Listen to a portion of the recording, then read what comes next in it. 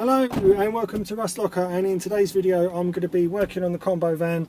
It's something I need to do which I haven't done last time when I serviced it, and that is to change the fuel filter. Changing the fuel filter on your vehicle is going to vary. If you've got a Vauxhall Corsa or combo with the diesel engine, the CDTIs, this video will probably be helpful for you.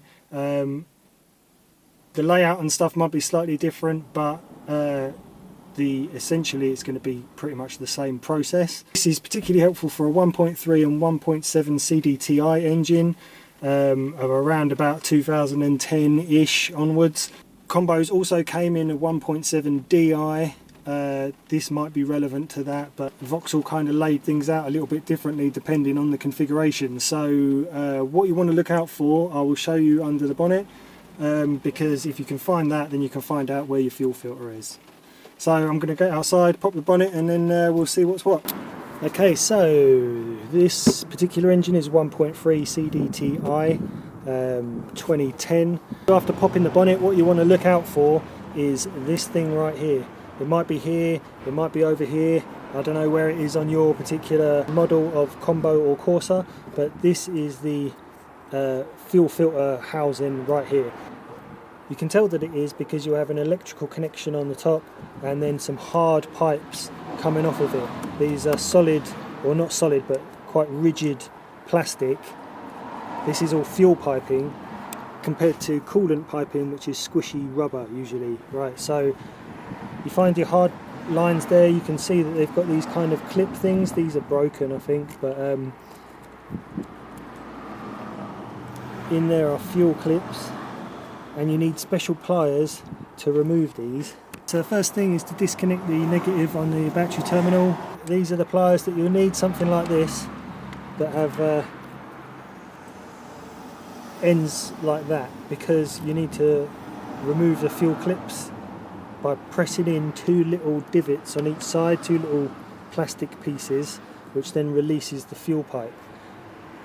You can make up a tool out of something else, as long as you're able to press in both sides at the same time. These kind of pliers are a godsend because it is quite easy to break the clips in there if you're trying to stab it with a screwdriver either side while someone else pulls it out. So these are only cheap off of eBay, a few pound, less than a tenner probably. I'll put a link to some in the description, but these are the ones you need because these will make your life a lot easier. So what we're going to do is we're going to undo these pipes and pull this unit out. But first what I'm going to do is disconnect the electric part.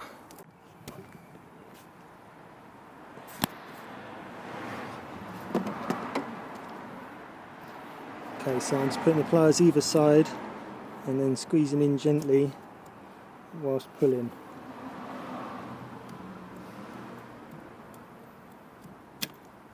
And there it comes.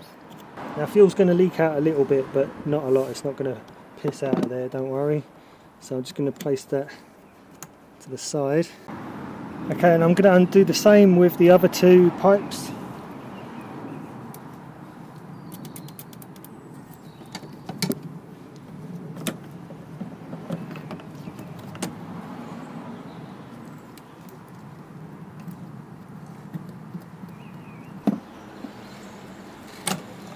And there we go, those two are out.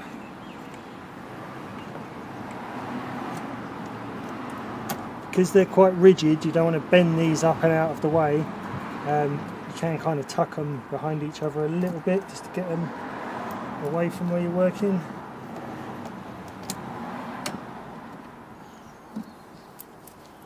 So there's a coolant hose clip here, just going to unclip that.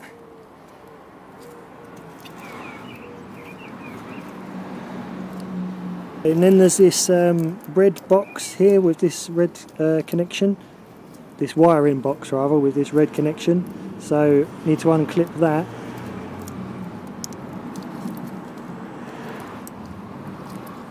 By pulling out this red tab like that, and then undo that. Okay, now I'm going to be removing this whole box here so that I can clean it out and get the filter out. You might be able to undo this here and change the filter. The proper way is to actually take this whole thing out. So Next thing, the coolant expansion tank right here. There's a little clip here on the side, or a little plastic overhang bit on the side, and I've just got my thumb underneath it. I mean, this might be different for your car, depends where the fuel filter is, but if it's next to the expansion tank like this, then I need to pull this out. So by lifting up that corner, that triangle there, I've kind of loosened this up and out of the way, which enabled me to get to that bolt down there.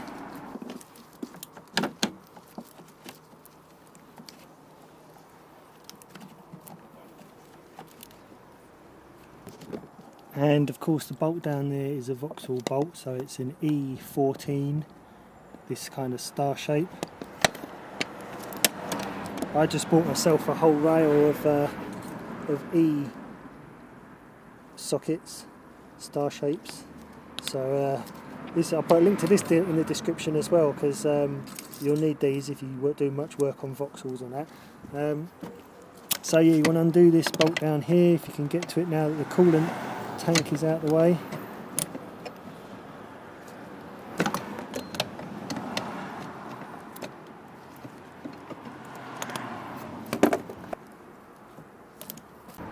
Okay, so now that that bolt is out,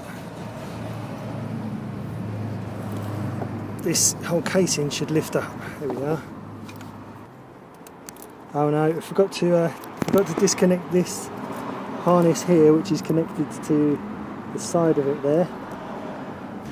So on my combo, the clip that was holding this wire here to the side of the filter box didn't actually have a clip in it. It was just kind of balanced or kind of dug into a screw like that.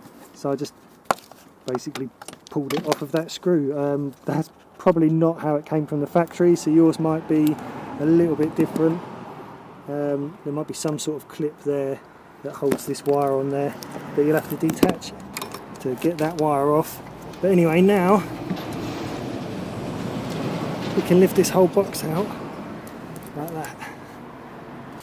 Okay, now looking at this, one of my fuel clips is broken there. I might get a replacement for that, but the actual clip part that holds this tube in place is still okay. I don't know if this is going to cause some issues, but it's been running fine, so I don't know. But that's not good. Don't really want broken ones of these. Right, so what I've got here is just an old plastic tub with a bit of cardboard in there to absorb some spills. Because if you put this on either side, it's going to start leaking out of there. So I'll put it in there. And what I'm going to do is I'm going to give this a good clean, and then we can get to changing the filter.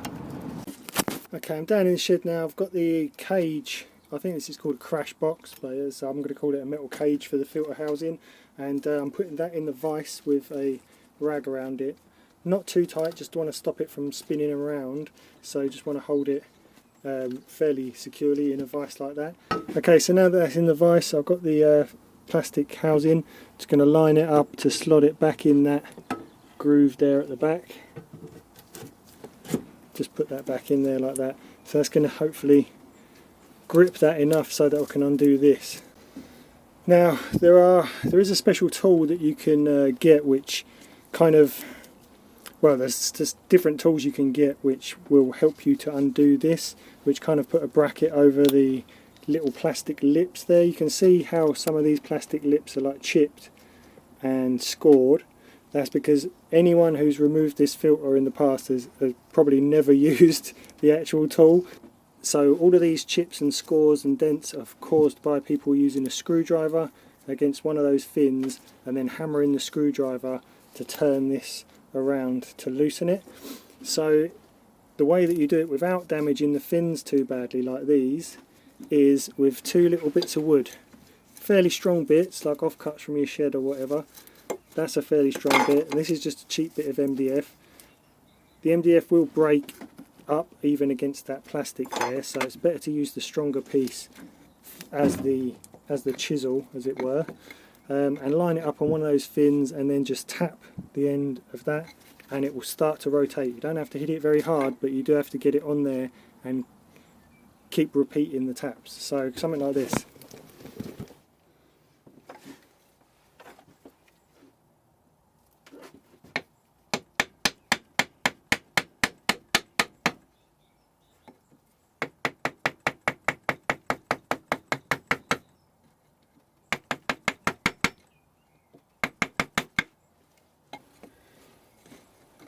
And then when you can't tap it anymore because it's in there, you need to move around to the next fin.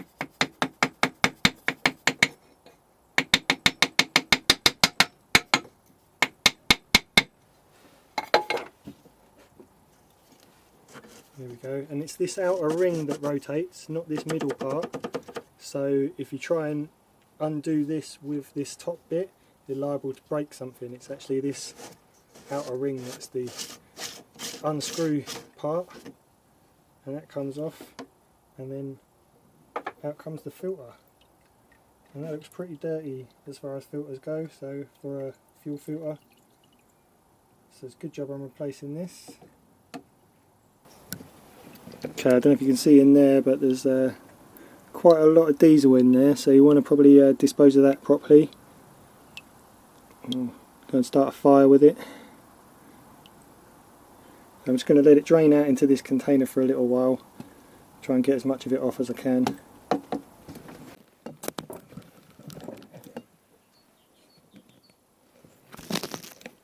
Okay, back over on this bit of workbench now, so I've taken it out of the vise, I've pulled this back out of the cage, giving it a bit of a wipe down, get some of the old diesel out. I've poured out the old diesel into a fuel container to be got rid of. Just going to give it a bit of a wipe down, and then you want to pull off the O-ring from around there, get rid of that. We've got a new one in here.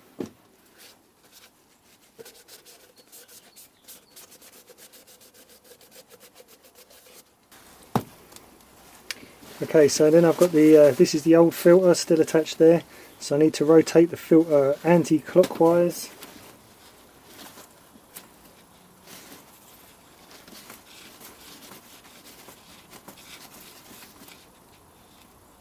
And pull. Okay, so that's that. Okay, on my filter it seems to just be a push and pull fit. In the manual it says to line up an arrow on the fuel filter, so you may have to line up an arrow and then rotate clockwise to secure it, but on this one it is just a push in fit. So yeah, if you can't just pull yours out like that easily, then rotate it anti-clockwise and then that should pop out. But that just pops back in like that. I'm going to give this top piece a little clean. Okay, then you put your new O-ring over your casing.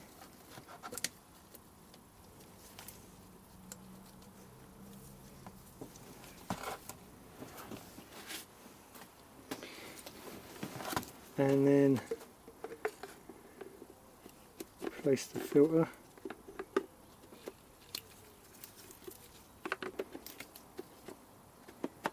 These three fins here need to line up with holes in the top of the cover.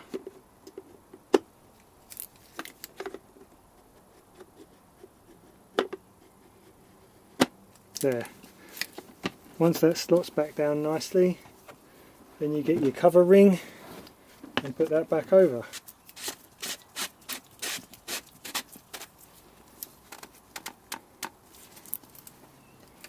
Okay, and when that's as tight as you can get it, back into the cage and into the vise.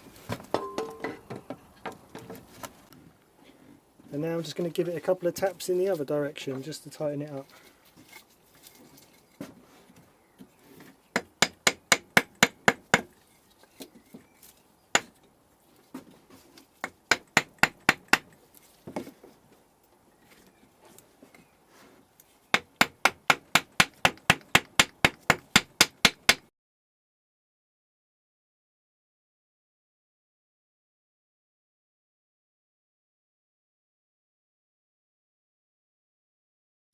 Okay, back out to the car now because we can refit this whole box. But first I'm going to take this back out again. Fit the cage first. Okay, so it just kind of slides over that metal thing there, like that, and down. It's going to clear up a bit of a diesel spillage down there. Make sure you don't leave diesel on any pipes or anything like that, because it might eat away at them. Okay, now I'm going to do the bolt back up.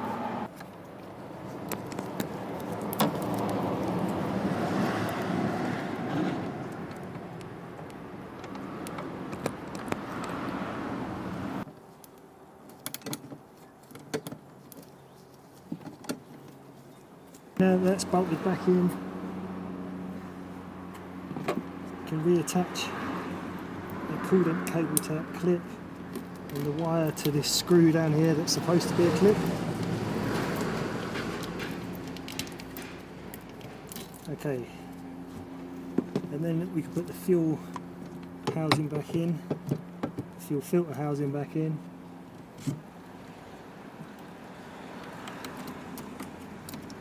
And then we reconnect these. These just push fit now, so you want to line up the clips with the holes because they do rotate. And then push into it clips like that. Okay, so rotating the clip round to line up and then just push fit like that. These little circlips are supposed to go inside there to hold the wire down, but mine are broken as well. Everything's broken, but they're kind of supposed to go in like that. Oh, there's always one. Come on now.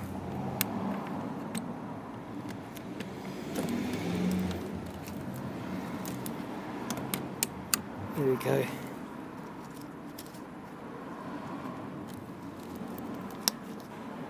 Right, now I need to reconnect this harness here.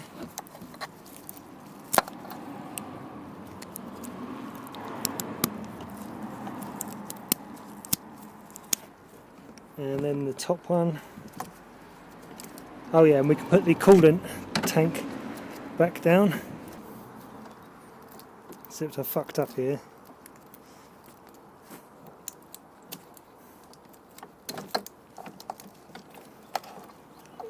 The wires go over, yeah.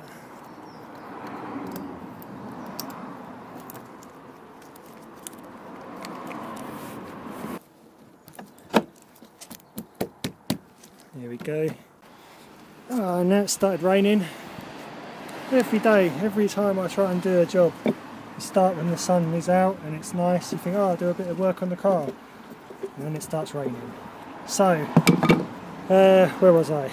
At this point here, if you haven't tightened this up to 30 Newton meters, which is pretty impossible to tell with two bits of wood, it will leak when you try and start the system.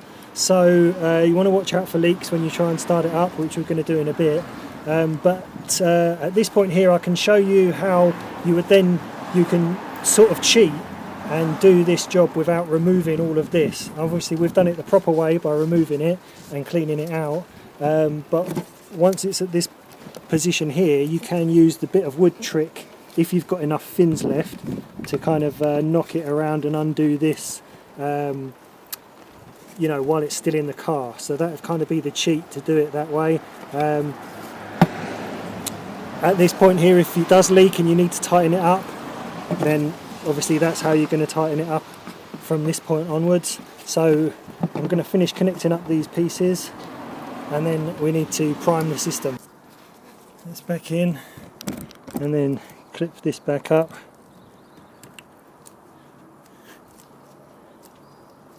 Now we've got to prime the fuel system.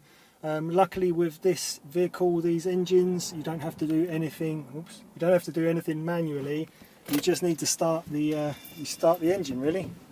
I'm going to give the starter motor a 10-second blast. Make sure it's in neutral. Going to give the starter motor a 10-second blast, then rest it for 5 seconds, then give it another 10 seconds, then rest it for 5 seconds, up to about 40 seconds. So prime the glow plugs, yeah. Okay, so 1, 2, it starts. Started first time. Running a bit rough. If you're unlucky enough for it to be idling roughly after you've done that and there's no leaks, then you just need to repeat that process of starting it for 10 seconds, then letting it rest for 5, and keep doing that until you get your idle smooth. Okay, now make sure you check for leaks.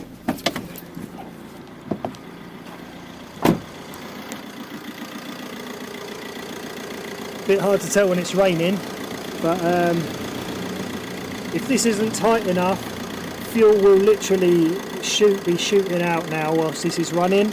So if you have a look and you can't see any fuel shooting out of anywhere, I think you're pretty much good. Again, if you want to tighten this up a bit more, then you'll need to tap it whilst it's in the vehicle now, otherwise you'll have to empty out all the fuel again out of that's built up in here. So right, so that's it, pretty much done. Hopefully this has shown you how to replace the fuel filter in a CDTI engine, or at least giving you an idea of how you might go about it in another car. The problem is they're always in different places. The fuel filter for the MX-5 is like underneath the car at the back, near the rear back wheel, you know, so they can be anywhere. But if you've got a Vauxhall, just look for that thing, that fuel container with the two hard lines and the one on the top, and that will be where your fuel filter is. So if this has been helpful for you, then give it a thumbs up and subscribe if you haven't already, and I will catch you on the next one.